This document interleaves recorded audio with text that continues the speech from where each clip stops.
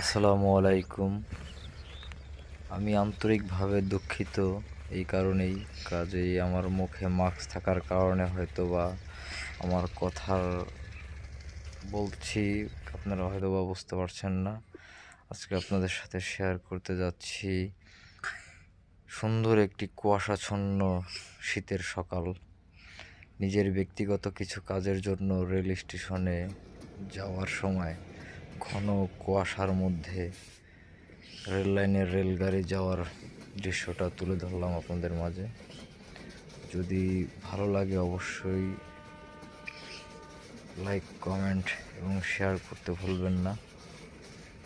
দেখেন কি প্রচণ্ড রকমের কুয়াশা, এই কুয়াশার মধ্যে মানুষ বসে নেই, প্রত্যেকের কর্মস্থলে যাওয়ার জন্য স্টেশনে এসে দেখেন গন্তব্যে চলে যাচ্ছে। অসম্ভব সুন্দর একটা মুহূর্ত আপনাদের মাঝে তুলে ধরলাম। দেখুন ভিডিওটা।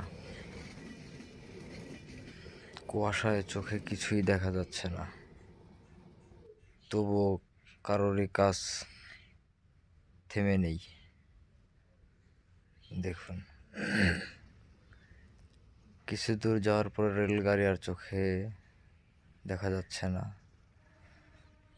তারপরে আমি ছুটে চললাম আমার গন্তব্যে, রেল স্টেশন।